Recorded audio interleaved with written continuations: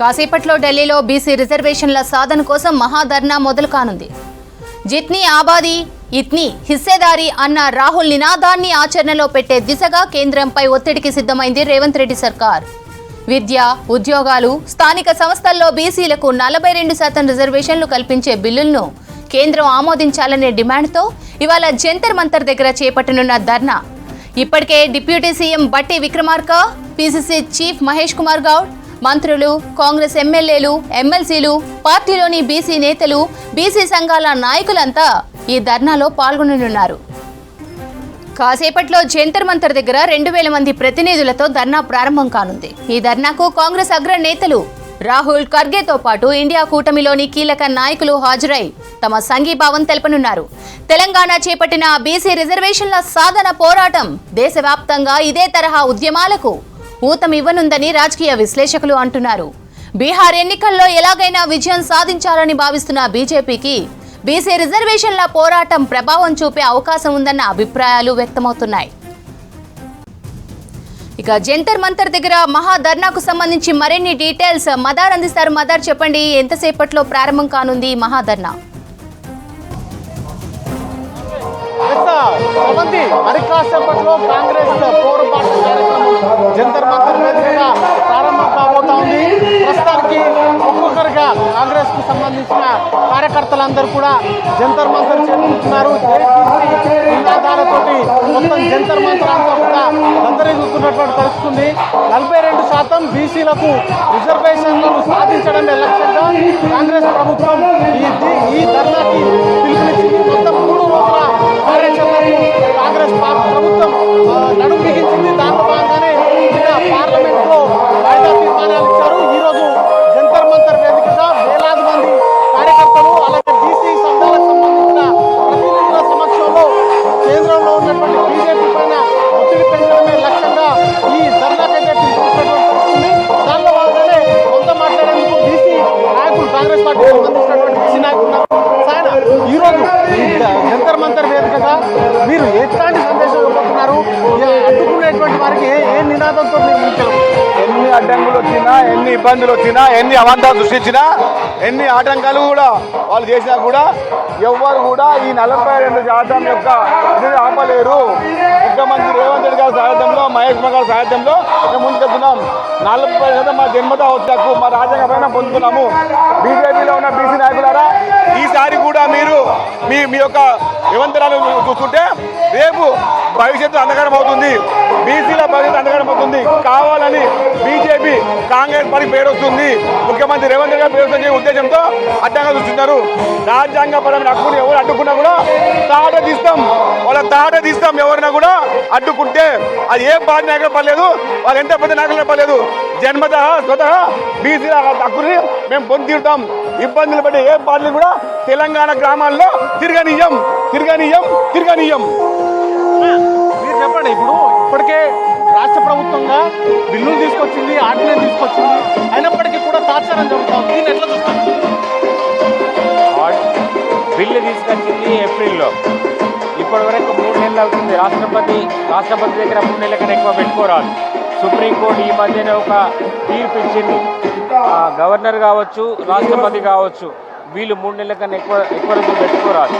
ఇప్పటి వరకు ఆ బిల్లును ఆమోదించలే. మరి 42% రిజర్వేషన్లు అమలు చేయాలా, స్థానిక సంస్థల ఎన్నికలు నిర్వహించాలంటే 42% అమలు చేసిన తర్వాతనే మేము స్థానిక సంస్థలకు ఎన్నికలకు పోతామని చెప్పేసి కాంగ్రెస్ పార్టీ చెప్పింది. కాబట్టి ఇవాళ పెద్ద ఎత్తున ధర్నా చేపట్టబోతున్నాం. భారతీయ జనతా పార్టీకి, మోడీకి చిత్తశుద్ధి ఉంటే 42% రిజర్వేషన్ల బిల్లుని 9వ షెడ్యూల్లో చేర్చాలని చెప్పి డిమాండ్ చేస్తున్నారు. 9వ షెడ్యూల్లో పెట్టినా న్యాయపరమైనటువంటి చిక్కులు ఉంటాయంటూ కూడా బీజేపీ స్టేట్ ప్రెసిడెంట్ చెప్తున్నాడు. వాటిని వాళ్ళకి నెత్తి లేదు. కానీ ఇప్పటివరకు 9వ షెడ్యూల్లో పెట్టిన బిల్లులు ఏది కూడా న్యాయపరమైన సమీక్షకు పోలేదు. నిజంగా వాళ్ళకి చిత్తశుద్ధి ఉంటే 9వ షెడ్యూల్లో పెట్టండి. ఇవాళ ఏ బిల్లు అయినా సరే, అంటే వాళ్ళకు అవగాహన ఉండి మాట్లాడుతున్నారా, అవగాహన లేకుండా మాట్లాడుతున్నారా నాకు తెలియదు. కానీ 9వ షెడ్యూల్లో పెట్టిన బిల్లులు ఇప్పటివరకు కూడా దానికి వ్యతిరేకంగా కానీ సుప్రీంకోర్టులో ఏ రోజు తీర్పు రాలేదు. అది 9వ షెడ్యూల్కి ఇమ్యూనిటీ ఉంది. ఢిల్లీలో డ్రామాలు చేస్తున్నారు అంటూ నిన్న కేటీఆర్ కామెంట్ చేశారు.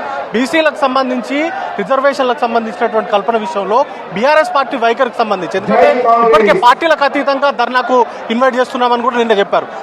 కానీ వారికి సంబంధించి కావచ్చు, లేకపోతే బీజేపీకి సంబంధించిన ప్రతినిధులు కావచ్చు, ఎవరు కూడా లాస్ట్ టైం ధర్నా చేసినప్పుడు కూడా పాల్గొనలేదు. ఇప్పుడు కూడా కలిసి వస్తారని మీరు భావిస్తున్నారు? కలిసి వస్తే మంచిది, కలిసి రాకపోతే వాళ్ళనే ప్రజలు బొందబెడతారు. ఇంకా ఏమున్నది?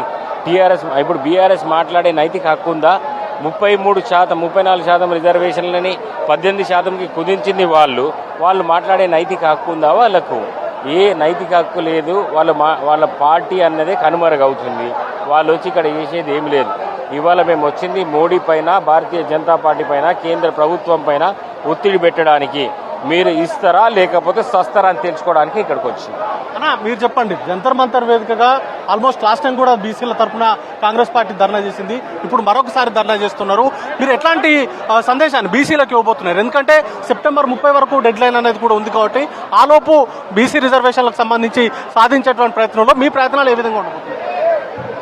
దేశవ్యాప్తంగా బలహీన వర్గాలని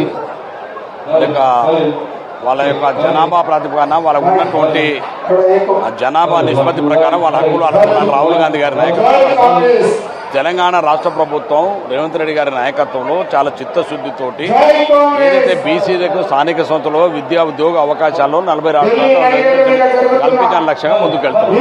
దానికి భారతీయ జనతా పార్టీ శాసనసభలో చట్టం చేసినాం, క్యాబినెట్ ఆమోదం తెలిపినాం, గవర్నర్కు ఆర్డినెన్స్ పంపినాం. తెలంగాణ పార్లమెంట్లో ఇవాళ తెలంగాణ ప్రభుత్వం బిల్లు పెట్టింది. ఆ బిల్లును ఆమోదించవలసినటువంటి అవసరం, ఆవశ్యకత భారతీయ జనతా పార్టీకి ఉంది.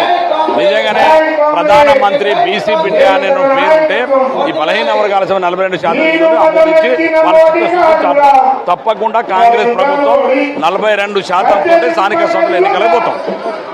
ఓవరాల్ గా చూస్తే ఖచ్చితంగా బీసీలకు సంబంధించి 42% రిజర్వేషన్లు సాధించేంత వరకు కూడా పోరాటం చేస్తాము. జంతర్ మంతర్ వేదికగా ఈరోజు మరికాసేపట్లోనే ఈ ధర్నా కార్యక్రమం అనేది కూడా ప్రారంభం కాబోతా ఉంది. ముఖ్యంగా కాంగ్రెస్ పార్టీకి సంబంధించిన అగ్రనాయకులు రాహుల్ గాంధీ ఈరోజు సాయంత్రం 4 గంటలకు ఈ ధర్నా కార్యక్రమంలో కూడా పాల్గొనబోతున్నారు. ఇంకా ఇండియా సంబంధించిన కీలక ఎంపీలు కూడా ఈరోజు ఈ ధర్నా కార్యక్రమంలో పాల్గొని బీసీల తరఫున వారి వాయిస్ ని కూడా వినిపించేందుకు అవసరమైనటువంటి అన్ని ఏర్పాట్లను కూడా ప్రస్తుతానికి కాంగ్రెస్ రాష్ట్ర నాయకత్వం పూర్తి చేసింది.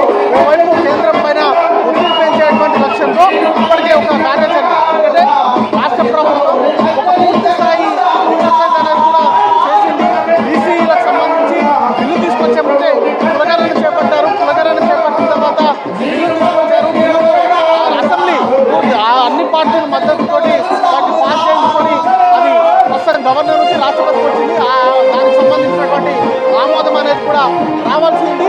రేపు రాష్ట్రపతిని కలిసేందుకు ఇప్పటికే అపాయింట్మెంట్ కోరారు. సుమారు 200 మంది ప్రజాప్రతినిధులు, ఇతర ప్రతినిధులతో కలిసి రేపు సీఎం నేతృత్వంలో రాష్ట్రపతిని కూడా కలవబోతున్నారు. మొత్తంగా బీసీ ఉద్యమానికి సంబంధించి ముఖ్యంగా బీసీలకు ఏదైతే లాస్ట్ టైం ఎన్నికల్లో హామీ ఇచ్చారో ఆ హామీని ఫుల్ఫిల్ చేసేందుకు రాష్ట్ర ప్రభుత్వంగా చేయాల్సిందంతా కూడా చేసేటువంటి ప్రయత్నాలు చేస్తున్నారు. ఈ రోజు ధర్నాకు సంబంధించినటువంటి విషయాలపైన కూడా పూర్తి స్థాయిలో ఫోకస్ చేశారు. అన్న, ఈ రోజు ధర్నాకు సంబంధించి మీరు ఏం చెప్పదలుచుకున్నారు? బీసీలకు సంబంధించి ఇప్పటికే రాష్ట్ర ప్రభుత్వంగా మీరు ఎంత చేయాలో అంత చేశారు.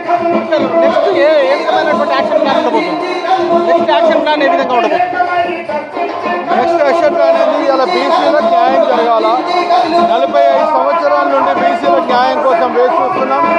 ఈరోజు రాహుల్ గాంధీ గారు దేశం మొత్తం పర్యటించి మొత్తం బీసీలకు స్థితిగతులపైన ఒక అంచనాకు వచ్చి వారు బీసీలకు రిజర్వేషన్ ఉంటేనే ఈ దేశం బాగుపడుతుందని చెప్పి వారు ఈ దేశంలో 42% రిజర్వేషన్ ఇవ్వాలని చెప్పినారు. దాని ఉద్దేశంలో ఇలా రేవంత్ రెడ్డి గారు ఇక్కడ బీసీలకు 42% రిజర్వేషన్ చేసి రిజర్వేషన్లు లోకల్ బాడీలో అదేవిధంగా ఉద్యోగాలలో కూడా చేయడం జరిగింది.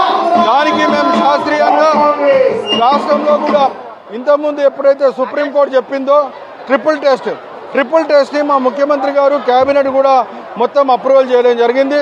మొత్తం ప్రతి ఇంటికి సర్వే చేసి ఎంపిరికల్ డేటా తీసుకొని ఓ డెడికేటెడ్ కమిషన్ వేసి దాంట్లో కమిషన్ రికమెండ్ ఎప్పుడైతే చేసిందో మీరు సుప్రీంకోర్టు ఎట్లయితే ఇంద్రసహాని కేసులో చెప్పిందో 50% క్యాబ్ అని కాదు, ఒకవేళ అవసరం ఉంటే మార్చుకోవచ్చు అని చెప్పినారు.